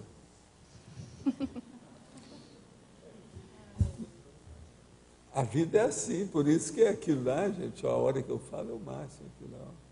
Índice das faixas evolutivas, escala evolutiva, o processo etário, problema da experiência. Tá bom. Você vai trazer uma criança aí de 8 anos, ela vai discutir comigo. Não dá, né? Não dá. Não dá pé. Professor o negócio Valdo, é sério. essa questão da teoria da homopensenidade A2, da dupla evolutiva, você pode explicar um pouco melhor? Aliás, explicar. A teoria da homopensenidade A2 da dupla evolutiva. Homopensenidade, quer dizer, pensar os dois mais ou menos com o mesmo objetivo. O melhor da dupla evolutiva é sempre isso. Agora, é uma das coisas mais difíceis que tem. Por quê? Instintivamente, já de início, intrinsecamente, a duplologia já foi feita para isso não acontecer com facilidade. Por quê? Quando um entra, quase sempre tem aquela cabeça evolutiva do casal, com energia, com parapsiquismo, com experiência, com idade, com isso, com aquilo. Então, isso já mostra que os dois não têm o mesmo objetivo, porque um precisa mais do que o outro. Está entendendo? Então, os objetivos são diferentes. Então, essa homopensenidade aqui, quando ela começa a ocorrer, é porque as pessoas são mais ou menos da mesma experiência, mais ou menos da mesma idade, uma situação mais ou menos iguais. Então, entende? Essa é uma dupla evolutiva, então, que tem muita afinidade dentro da história. Até que ponto essa questão da construção dessa homopensenidade, ela faz parte realmente de uma constituição de uma dupla em si? Porque é aquela coisa que a gente chama de dupla qualquer casal que começa, mas na realidade a consolidação dessa dupla, ela não passa por alinhar um pouco esses objetivos e já aquele debate prévio? Não, o problema é o seguinte, a homopensenidade, ela diminui as querelas, as perturbações do casal. Isso aqui é importante, entende? Agora veja, ela não diminui tudo, porque ainda tem. Sempre vai aparecer. Agora, quando tem uma cabeça do casal, mesmo que o gap seja muito grande, esse casal pode ter muito mais harmonia do que o outro. Você está entendendo? Aparentemente, isso é um paradoxo terrível, mas ele existe. Então, por exemplo, uma pessoa de mais experiência vai segurar o processo da dupla o tempo todo. O lado dela segura tudo, segura para a outra parte. Agora, por exemplo, quando os dois são iguais, ainda sempre tem as descobertas que existem. Às vezes, uma descoberta daquele nível vai sensibilizar muito mais um do que o outro. Aquilo um já puxa para um lado, o outro puxa para o outro. Aí a homopensalidade nem sempre funciona. Então, esse processo de homopensalidade que eu estou chamando a atenção é muito importante. Mas ele também não é tudo. Ele não é o nec plus ultra, não é a última palavra. Entendeu o que eu quero dizer? A última palavra é da pessoa mais experiente que pode ajudar o menos experiente. Como a gente fala, dentro da terapêutica e da terapia, o menos doente ajuda o mais doente. É assim que é a interassistencialidade. A dupla evolutiva ideal é a interassistencialidade evolutiva. O senhor pode falar de novo o paradoxo que eu não entendi? O paradoxo, o senhor pode repetir? O paradoxo é o seguinte, presta atenção. Uma pessoa que tem a mesma ideia e é homogênea, é quase que homônima, é equivalente, é equitativa da outra, tinha que ser uma coisa bem ponderada, porque é tudo igual. Há muita similitude, a similaridade, tudo isso está tudo entrosado. No entanto, o nível evolutivo aí, ou as necessidades são idênticas. A hora que aparece a capacidade de melhorar, um pode ver um aspecto, o outro pode ver outro, aquilo dá tudo para trás. Então, veja, isso é que devia de ser o correto, o ideal, mas não é nem sempre. Se tem uma pessoa, mesmo que seja um reciclante, que seja maior do que uma inversora ou inversor, lá na dupla, mas que tem mais experiência, ele segura o equilíbrio o tempo todo. O casal nunca vai ficar desequilibrado. Você está entendendo? Ele está por cima do processo. Então não tem jeito. Existe uma desigualdade o tempo todo, mas com equilíbrio. Outra coisa, é como se fosse a crise de crescimento permanente, mas sustentável. Uma crise de crescimento sustentável é o que interessa, até na ecologia. É como se na hierarquia tivesse mais equilíbrio, e fora da hierarquia, no igual, a coisa é mais... Mas tudo é ilusão. Isso é um paradoxo. Então, lembre-se daquilo que você mesmo gosta de falar aí, você lembra do que eu falo.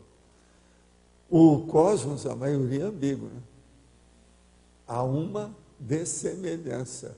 A dessemelhança que eu falo é a sincronia com o que eu falo? Ambiguidade. Ambiguidade. É um fato isso aí. Em qualquer patamar evolutivo, a consciência já dispensa o uso do para-microchip? Seria na serenologia? Quer dizer, em qual patamar que a pessoa quer saber? Olha, eu não sei. Eu estou procurando ter os que eu posso. Eu não sei. Sim. Dia 10, parabionicologia. Eu queria entender o que é parapercepciologista autocognitivo. Onde é que está esse seu aí? Que número? Qual número? Página 1. 61, desculpa. 61, o número 10, da caracterologia. Sim. Parapercepciologista. Parabionicologia, isso? O caso é o seguinte: a candidatura do parapercepciologista autocognitivo à condição parabiônica do emprego do paramicrochip extrafísico da existência consecutiva. O que você quer saber? O autocognitivo é a pessoa saber que ele existe, que ela sabe aplicar, como é que é a situação, que já entende é consciente o processo, que ela está côncia, totalmente inteirada da realidade, vamos dizer, avançada do processo. Por isso que é que eu falo essas coisas aqui. Mesmo que a pessoa não tenha, é bom já teoricamente já começar a deglutir, a engolir o assunto. Quer dizer, quando O que mais duro que tem para psiquismo é a hora que você fala numa coisa um pouquinho mais avançada, a pessoa dá o conta na hora. Então ela já tem tudo quanto é autodefesa para combater o óbvio. E isso é uma pena, né? Perde tempo. Então, a gente começa a falar. É por isso que eu falo muito naquele negócio do CMP, ciclo multiexistencial pessoal, que eu também acho muito importante a turma começar a pensar nisso. Falo demais também no auto-revezamento multiexistencial. Eu estou preparando todo mundo aqui para a intermissão. O curso intermissivo é isso também. O curso intermissivo lá era preparado para a gente vir para cá. Agora, o nosso curso aqui é preparado para ir para lá. Então, até um certo ponto, a gente pode ser mais evoluído que eles. O que vocês acham? Isso é que é pretensão. Mas veja, mas tem sua razão, não tem? A hora que eu falo aqui, que tem certos temas que nós tratamos aqui, que são superior àquela primeira série da pessoa lá, eu estou falando verdade. Nós já estamos, então, no nível. Então, primeira coisa, a dimensão é secundária. O que interessa é o seu autodiscernimento. Estão de acordo? A dimensão que você está não interessa. O que interessa é o nível do seu autodiscernimento, onde quer que você esteja. Tá bom. Eu tenho outra dúvida também. O senhor falou numa explicação atrás que a assistência começa pela autodefesa. O senhor podia explicar isso um pouco melhor? O problema é o seguinte, a autodefesa, no caso, ela vem já da subhumanidade. Tudo que tem é baseado nisso. É o processo da sobrevivência do mais apto, que o Darwin descobriu, veio, né, da evolução através disso, a evoluciologia. Agora, isso tudo, com o tempo, vai sendo aperfeiçoado, fica cada vez mais sutil, mais complexo. Essa sutileza, então, hoje, ela só é vista através do parapsiquismo, não dá mais. Para ver apenas através de reações ou de instinto do animal, não, isso tudo já superou. O processo agora é parapsiquismo. Então, a sutileza parapsíquica. Por isso que é que eu trago tantos verbetes que eu falo de parapercepciologia, sutileza, etc., nuance, detalhismo, exaustividade, entende? Que é para todo mundo começar a pensar nisso. Então, por exemplo, as nossas tertúlias aqui, só a parte teórica já vale. Só a parte teórica já vale muita coisa. Porque faz todo mundo pensar. A gente começa a viver através da pensionização. Não é andando que você vive, não. É pensando antes de andar. Então, veja, a pensionização é o que nós trabalhamos mais aqui. Ó. A tertúlia é isso. Começa por aí. Agora, veja, é a base de tudo, é a matriz da coisa. É o espírito da coisa, a essência, o cerne, o megafoco. É a pensionização. Vocês veem que de vez em quando eu trago alguma coisa que eu falo sobre pensionização. Isso assim, isso aqui, de propósito, por causa disso. Pensanidade é que manda. Isso tudo. Agora, é a pensanidade mesmo que faz a candidatura. A pior coisa que tem com a consciência é que ela não tem nem candidatura, ela nem sabe que isso existe. Ela está acomodada, não, status quo. Ela está se sentindo muito bem, não quer mudar nada. Aquilo já é o paraíso para ela. Quer dizer, a pessoa está na baratosfera e está se sentindo no paraíso. Quer dizer, isso é a pior ilusão que tem, né? Agora, e ainda tem uma pior que essa. É aquela outra pessoa que passa uma temporada, quando ela olha para trás, a vida dela piorou, ela olha para trás e fala, bolas, eu era feliz e não sabia. Esse que é o pior.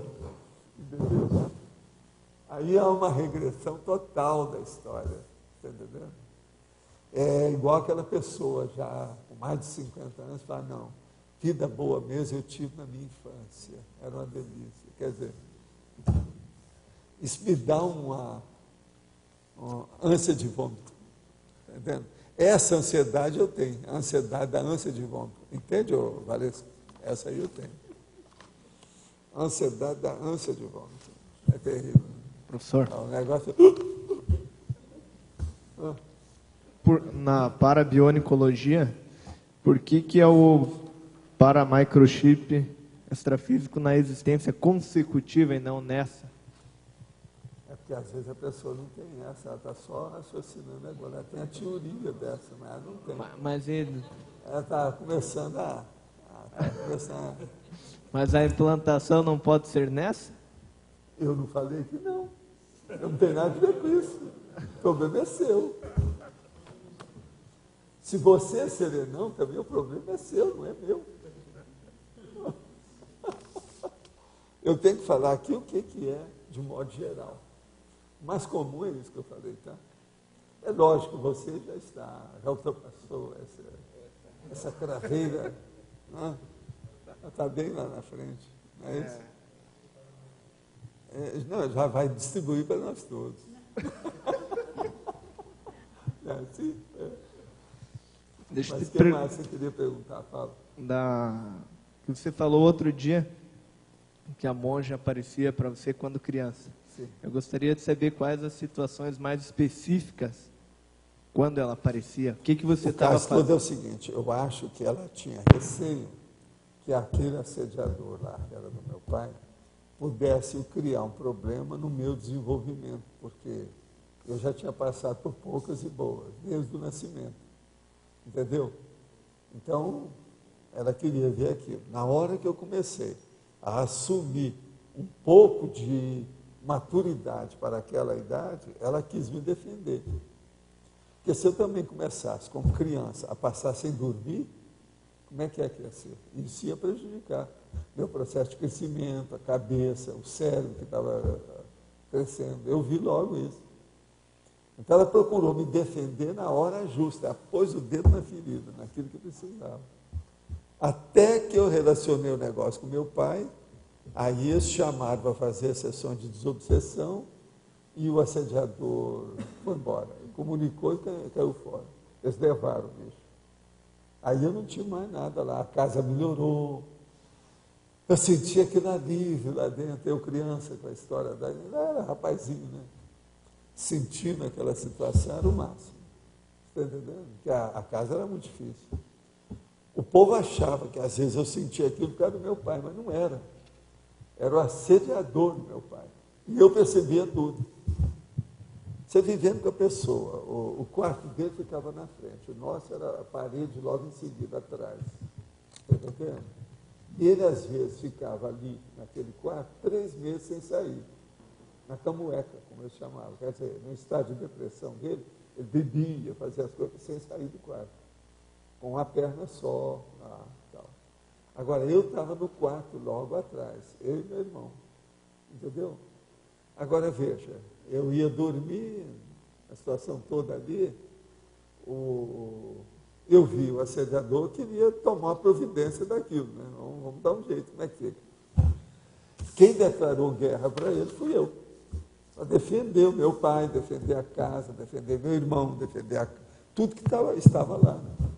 Então, praticamente 99% das vezes foi uma situação de urgência. Eu queria saber se havia situações... É o pronto-socorro, é o serviço emergencial específico dentro da ferida. Entendeu como é que é? Quase nada para exatamente otimizar a tua situação quando você já estava bem. Aquilo salvou minha vida, segurou. E outra coisa, ninguém percebia aquilo. E outra coisa, ia apelar para quem? Ali não tinha ninguém no gabarito para fazer aquilo.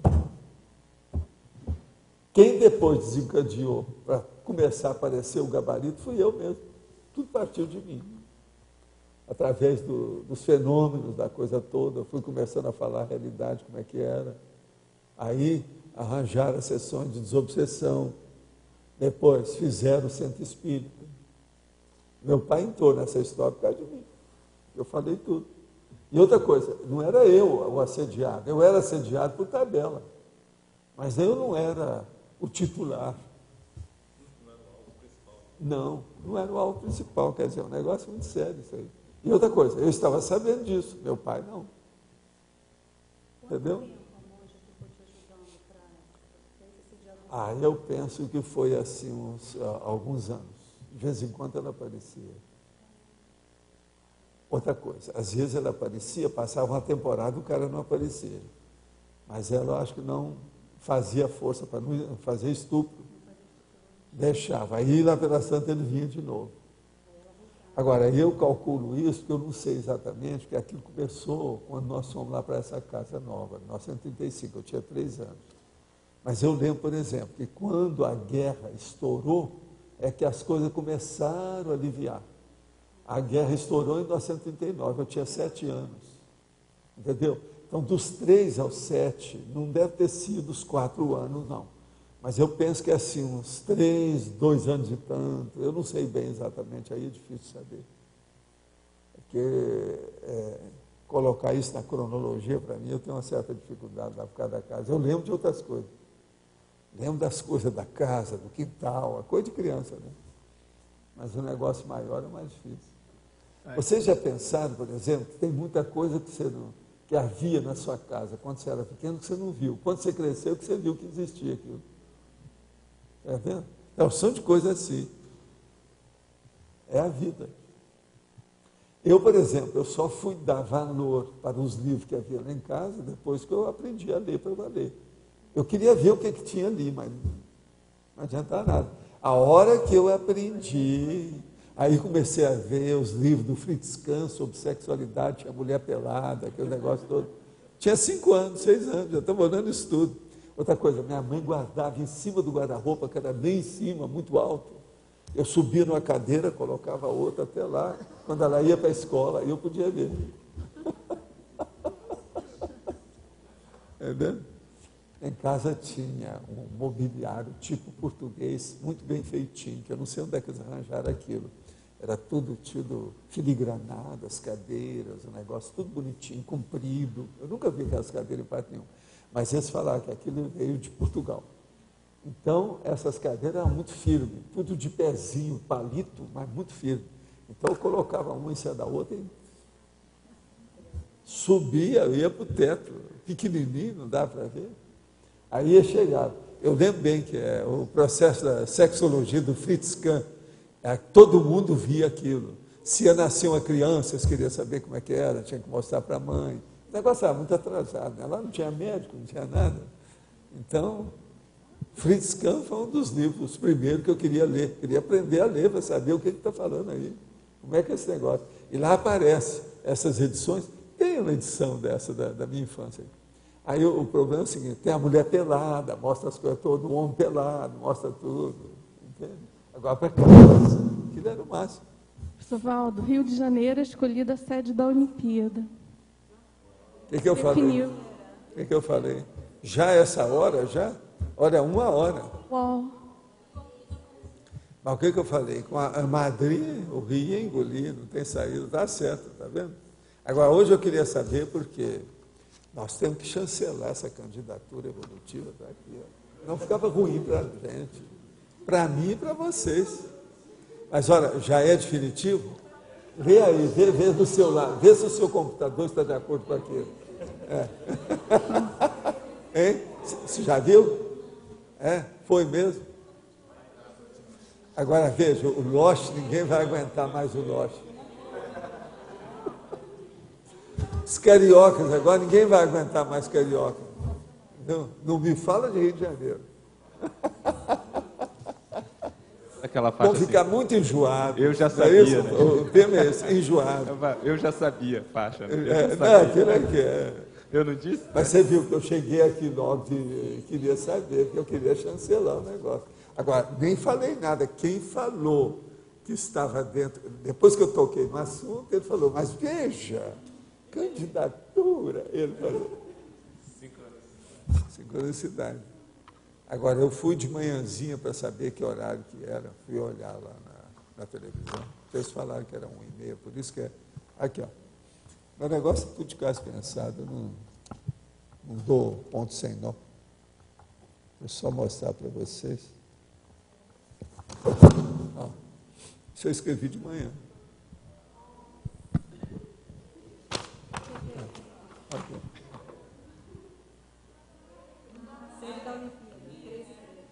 Rio, sede da 13h30, interrogação, Rio, sede da Olimpíada.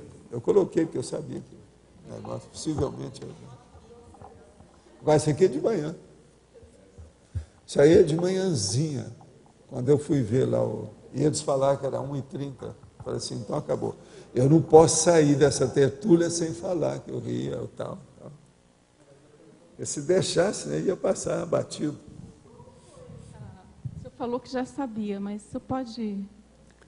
Como é que foi essa intuição? O problema todo é o seguinte, deixa eu só te dizer uma coisa. Professor. O Rio de Janeiro, eu vivi mais lá do que em qualquer outro lugar, certo? E vivi em Ipanema. Ipanema, para muita gente, é a República de Ipanema, é considerado o coração do Rio, é a base de tudo, é onde tem os intelectuais, o negócio todo. Aí eu comecei a raciocinar, bolas, isso aí está sendo feito para ajudar. Aí eu recebi aquele banho de energia. Porque o Rio de Janeiro estão acabando. Nós aqui já lamentamos tanta perda do Rio, que tudo foi para o buraco, etc. Esse aí é um recurso. Vamos ver se o Cabral, se ele vira o Pedro Alves Cabral, né? Se dá um jeito lá. Agora, com isso aí, eles vão consertar isso aí. Agora, se o Lula for lá, quer dizer que o PT vai dar dinheiro para eles. O Cabral é amigo do Lula. Pode ser, então, agora que eles têm que entrar numa espécie de entrosamento com a Rousseff, com todo mundo que tem, para fazer uma coisa melhor no Rio. Eles vão ter que anular aquelas favelas. Por exemplo, já há um plano lá para isso. Esse plano já é uma beleza. Aquele plano de fazer reurbanização, umas coisas que eles começaram a se mexer. Pois é. Isso, se eles conseguirem, quem sabe vão salvar o Rio. Eu saí do Rio porque eu vi, isso aqui ainda vai demorar algumas décadas. Se melhorar, vai ser algumas décadas. E eu nem sei se vai ser em algumas décadas. Professor Noah, eu não sei se eu enlouqueci hoje de manhã. Eu fico escutando a Rádio FM JB, do Rio de Janeiro. Aí, tipo 10 e pouco, 11 horas, o Rio de Janeiro foi eleito a cidade da próxima Olimpíada. Mas já estava falando nisso? Eu escutei. Não, mas não estava não. Aí agora, eu liguei a televisão, meio-dia e pouco, estava fazendo a votação. Escuta. 10h05 eu vi a Globo News. E eles falaram, só 1h30. Aquele nosso amigo, aquele locutor, ele estava até fazendo careta. Ele saiu do normal dele. Ele está até fazendo careta. Aquele que é sério lá, um deles ali. Eu não ouvi. Não é o grilo, não. Aquele outro. Tem um lá que é o grilo. É o grilo falante. Tem um que é o grilo falante. Eu estou falando é o outro, que não é o grilo falante. Eu não ouvi a Globo News, eu escutei a JB FM. Eu escutei, eu já sabia. Só 1h30. Pois é, mas porque eu queria saber, por isso que eu coloquei aquele ponto de interrogação. 1h30, 13h30, porque eu não sabia o horário. Aí eu coloquei ali no papel, você está entendendo? Mas aquilo já é antes, que eu vi que era 1h30, alguém já tinha falado não sei o quê. Pois é, e na votação vai eliminando, né? Primeiro eliminou Chicago, depois Tóquio. Mas agora, eu digo, mas já sabe que é o Rio de Janeiro. Na hora que falaram que era só Madrid, eu falei assim, então o Rio já ganhou, tá bom. Fixou o negócio, não tinha jeito. Quem já passou por esses lugares todos sabe. Gente, Chicago, não dá. Quem aqui conhece bem Chicago aqui? Eu conheço bem. Alguém conhece? Chicago é uma cidade que nem o povo aí, os turistas não vão lá. Não. Quem é que já foi aqui em Chicago? Quer ver? Vamos lá. Quem é que foi? Levanta a mão. Não tem ninguém. Agora, uma. Está vendo? Você acha que Chicago é isso? Ou é aquela M? Agora, vocês vão falar assim, mas Valdo, se lá é uma M, por que você foi lá? Eu fui lá porque lá é M. M quer dizer lugar dos médiuns. Lá era o lugar que tinha mais médios nos Estados Unidos. Você sabia disso? É lá. E eu ia lá para comprar livro, uma opção de coisa, porque lá tem muita coisa escondida. Hein? Não, lá é um dos lugares dos Estados Unidos que era o celeiro de médiuns. Era Chicago. Entendeu? E realmente a cidade é muito esquisitíssima. Esquisitíssima que eu estou falando. Não é esquisita, não, é esquisitíssima. Só que o negócio daqueles trem passar no meio da cidade, você já viu uma coisa dessa? Agora, Valdo. E o frio? Você passou lá em época de inverno?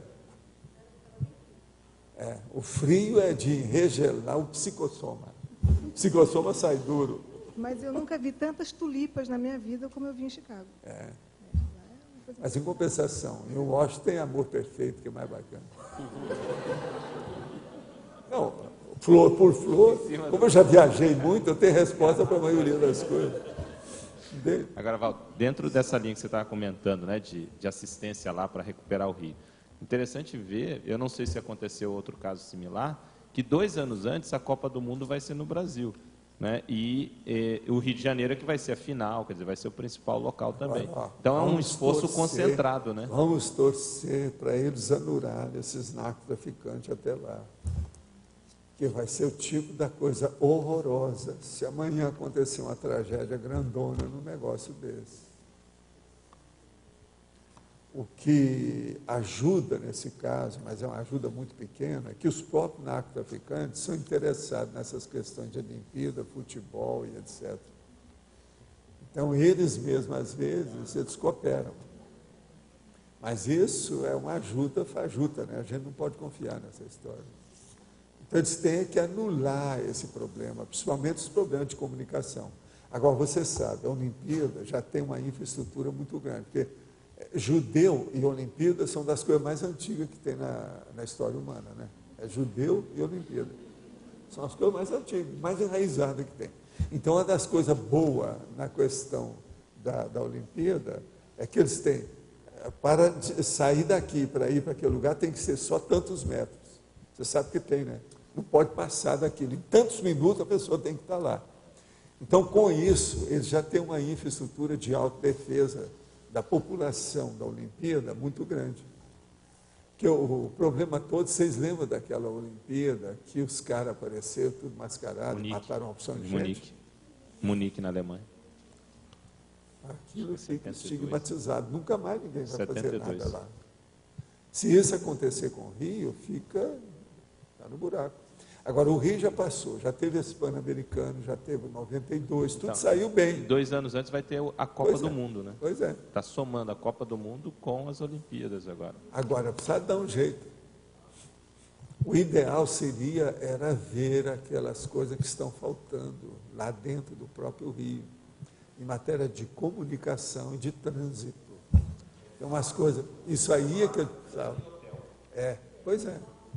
Para ficar as ligações sem problema de assalto. O problema é cortar os assaltos.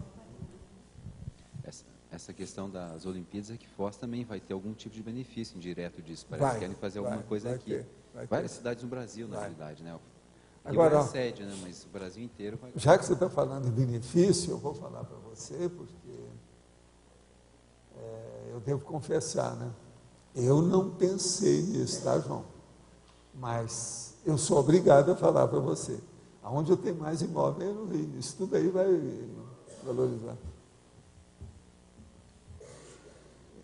Qualquer um que tem imóvel no Rio não pode vender agora.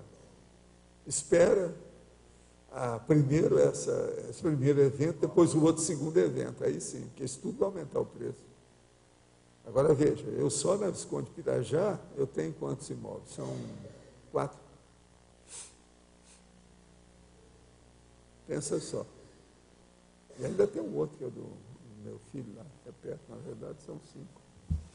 Está entendendo? Só lá. Isso tudo aí vai valorizar, que vai ser uma loucura dentro dos processos. Está certo? Se for preciso, amanhã eu vendo um dos imóveis para publicar a enciclopédia, por isso que é que eu mantenho o negócio, sei lá o que é que eu preciso. Já pensou se eu levar isso aqui para 15 volumes, como é que vai ser? Eu quero fazer aquele monte para mandar para as bibliotecas, como é que faz? São 15 edições ao mesmo tempo. Olha a fortuna dessa história. E outra coisa, edições de livrinhos, né? Olha aí o tamanho. Como é que fica? Aí tem aquele cara que pode chegar para mim, né, judeu, né, vai chegar para mim e falar assim, Valdo, você devia diminuir tudo, corta todas as repetições, condensa, faz um livro menor, diminui as letras e etc. E dá um jeito. E papel mais popular. Tá?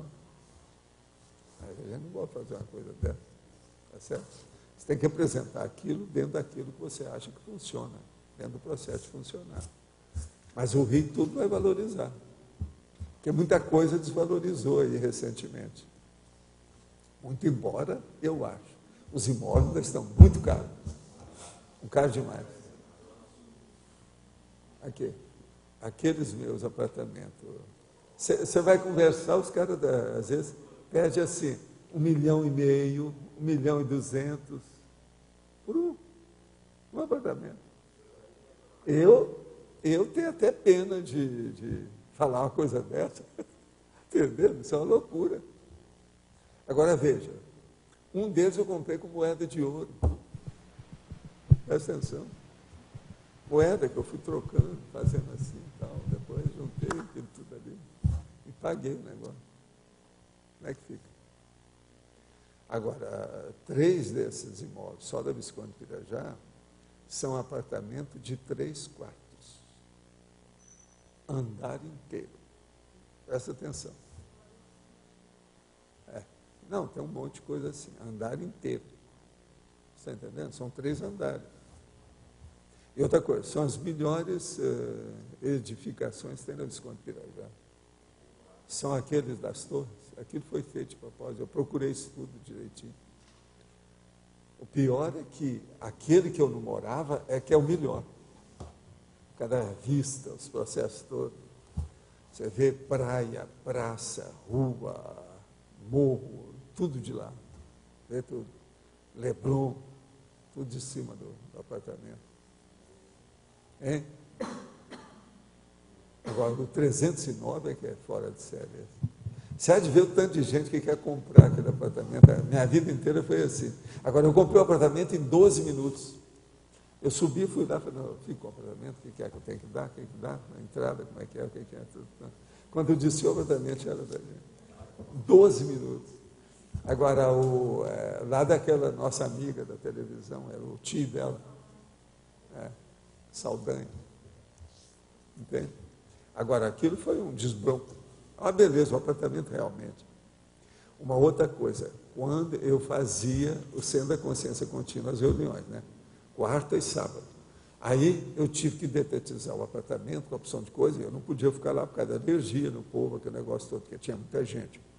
Então nós fomos uma temporada para fazer no 309. Quando nós fomos no 309, ninguém queria deixar, ninguém queria voltar para o antigo. Eu disse, não, mas minha biblioteca está lá, o outro são 2 andares, aqui é um só. Mas fala. Naquele período,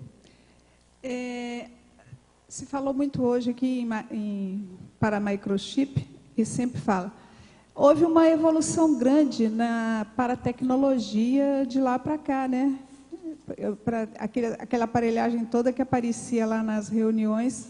Não, os aparelhos são mais ou menos a mesma coisa. A mesma coisa? O que eu acho que funciona mais é esse que às vezes eles põem no palmo chakra aqui. Ó. Esse é que funciona mais. Mas o problema não é esse. Então, não são os aparelhos, Marilza, que melhoraram. É você, eu que melhoramos. Você está bobeando. Eu hoje, por exemplo, eu não preciso mais dos aparelhos. Eles entram de uma tal maneira, eu fico meio desconcedido, funciona tudo no corpo inteiro. Então, tudo aquilo que era pequenininho, a coisa cresceu. Já não é mais a mesma coisa. Entendi. Agora, o que nós precisamos é de muito equilíbrio para fazer a manutenção. Você coisa precisa mais séria, ter uma rigidez para poder sustentar. Aqui, uma pessoa conseguiu acesso. grandes feitos, um prodígio em matéria de fenômeno, disso, daquilo, mas esporádico. Isso não adianta. É aquilo que os amparadores falam. A pessoa de energia, eles não querem uma pessoa que tem 5% num dia e 95% no outro, não.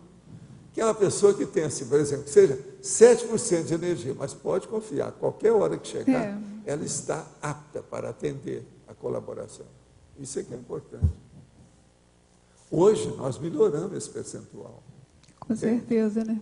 Foi muito trabalho para isso, se chegar a isso. Agora, eu sei que eu melhorei em comparação com aqueles negócios, por exemplo, lá de São Paulo, que aparecia lá, o dia que aquela mulher, lá, eles queriam atirar a mulher da janela, pela janela, aquele negócio todo, que eu vi fora do corpo, sair lá, aquele monte de gente, umas 200 pessoas do salão, entende? Eu saí, vi o negócio, voltei para o corpo, segurei, chamei a atenção na hora lá para segurar tudo. Agora, tudo gente doida. Tudo bastante perturbado. Lá a gente atendia, gente, que não era fácil. Você lembra que ia, aqueles médios, tudo eu colocava deitado em colchonete lá, o Gasparito, aquele, o João, aquele da música, esse povo tudo junto. Os médios entre eles não se davam bem, comigo eles davam, então eu colocava mais ou menos junto e apaziguava todo mundo para ver se eles davam energia. Entrava todo mundo para doador. O Thomas mesmo, né, te procurava, o Thomas Grimorson, né, te procurava. Não, mas o Thomas nunca entrou nessas coisas, não, ele era pirado. Era pirado, ele te procurava para ajuda. Eu fiz alguma coisa com ele, mas lá na casa dele, a gente foi lá para ver. E outra coisa, quando eu fui lá, eu tinha explicado tudo para ele, o que podia acontecer. Agora, ele não seguiu, um cara chegou lá, depois morreu lá na casa dele, lá no lugar que ele queria que a gente fizesse as reuniões. Ele queria que eu, o Arthur e ele passasse a noite junto lá dentro, porque ele queria aumentar as energias, que ele viu o negócio do Arthur também, como é que era. Aí eu falei assim, não vamos entrar nessa, que aí está mal assistido isso aqui. Agora, ele tem potenciais grandes, pelo menos tinha potenciais grandes do processo de energia, ectoplasmia, as coisas todas, mas você não podia confiar. Agora, ele nunca foi na escola nossa de São Paulo, nada disso. Ele matou, morreu, tal. A gente ficou horas e horas assistindo aquele filme, analisando todo o processo dele. Não é isso, ele deu também uma porção de material, tem coisa dele, tem muita coisa aí que está guardado. Eu andei passando umas coisas dessas para eles aí, porque eles vão fazer um laboratório que tem os aparelhos, né, para colocar tudo para a gente ver. Pode aprofundar na parafatologia, página 58, última linha, o para-recrutamento de mini-peças para o maxi-mecanismo interassistencial multidimensional. Sim, o caso é o seguinte, eles ficam procurando que um dos processos melhores que tem para a pessoa fixar o parapsiquismo da assistência é ela ser uma mini-peça dentro do maxi-mecanismo. Mas para participar disso, a pessoa tem que ter pelo menos uma infraestrutura, né, adequada para isso, uma predisposição para isso.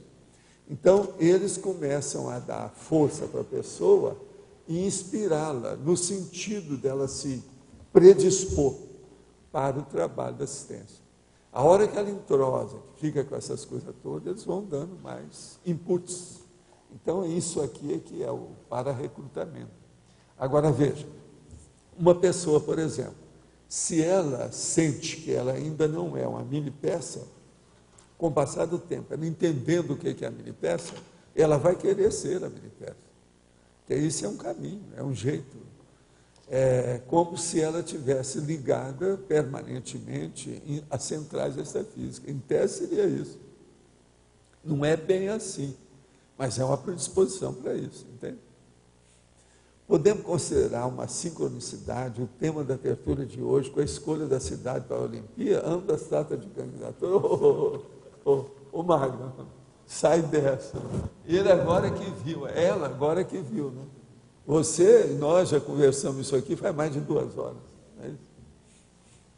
Como avaliar o senhor o processo, como avalia o senhor o processo de reurbanização intra e extrafísica que acontecerá no Rio com as Olimpíadas e a Copa do Mundo?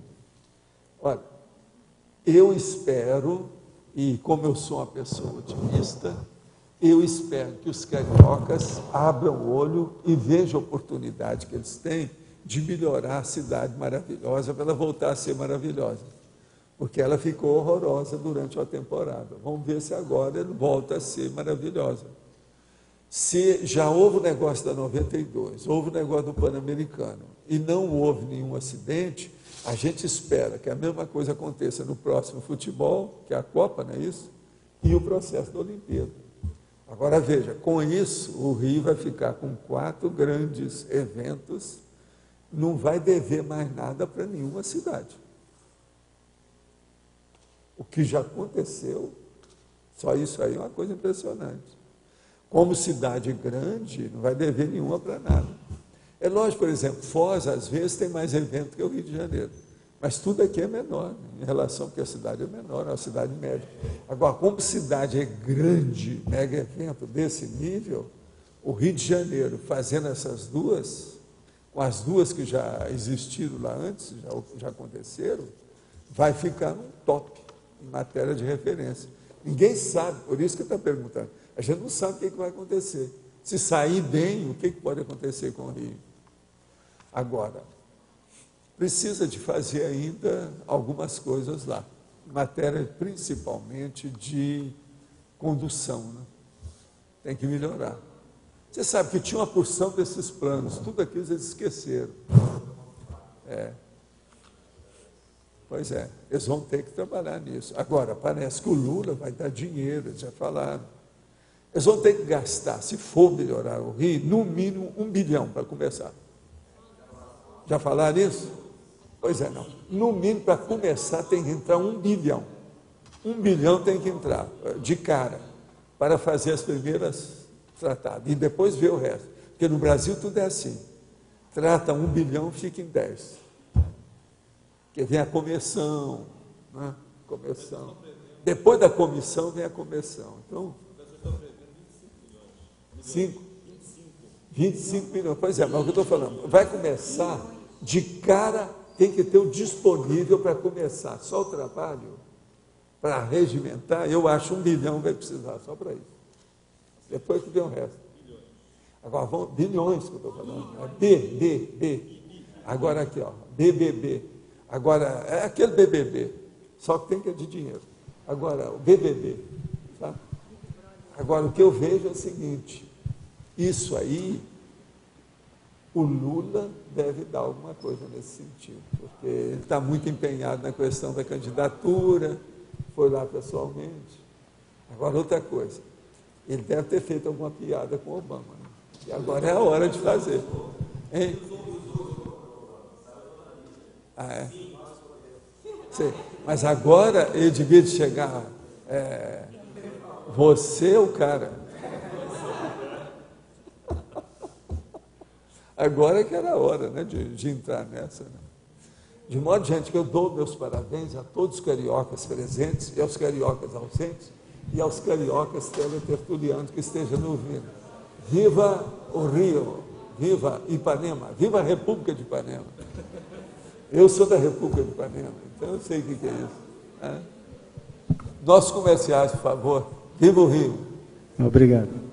As pontuações da tertúlia de hoje: 58 assinaturas no livro de presença, 16 perguntas presenciais, 7 perguntas respondidas online, 17 votos online.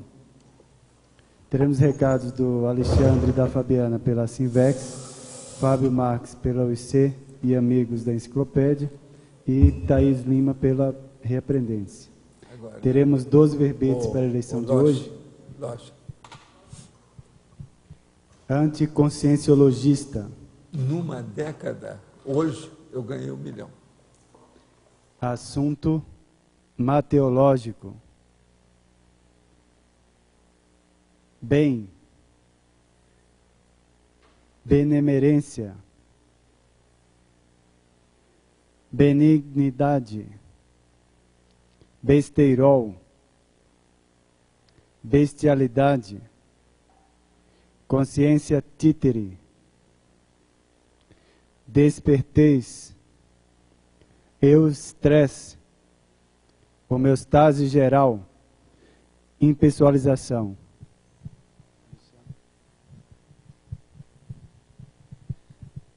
Boa tarde, meu nome é Alexandre, eu estou aqui em nome da Sinvex para divulgar o evento Casuística Invexológica, que vai acontecer amanhã no Discernimento às 19 horas.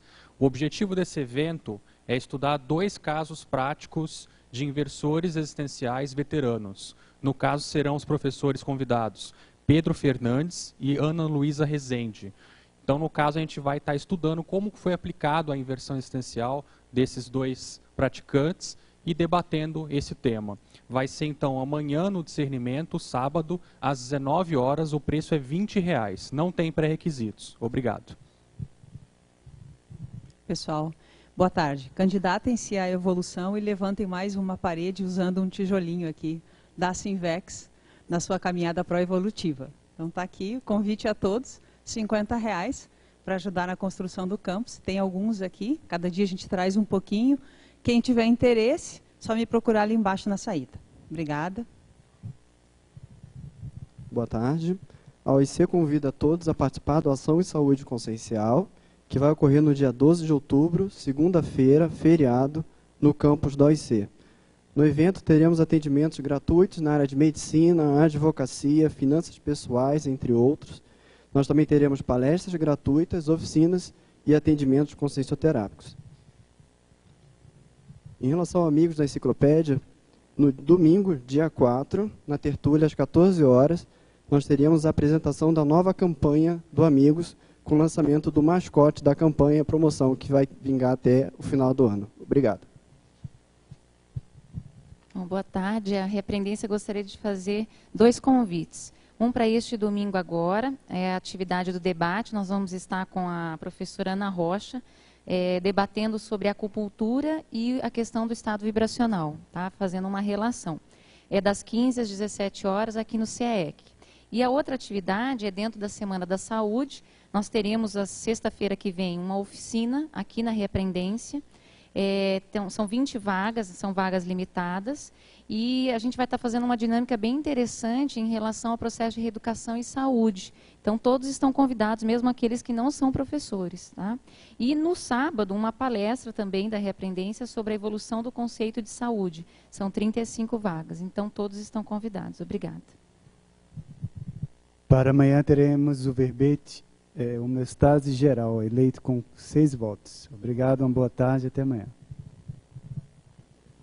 Homeostase geral.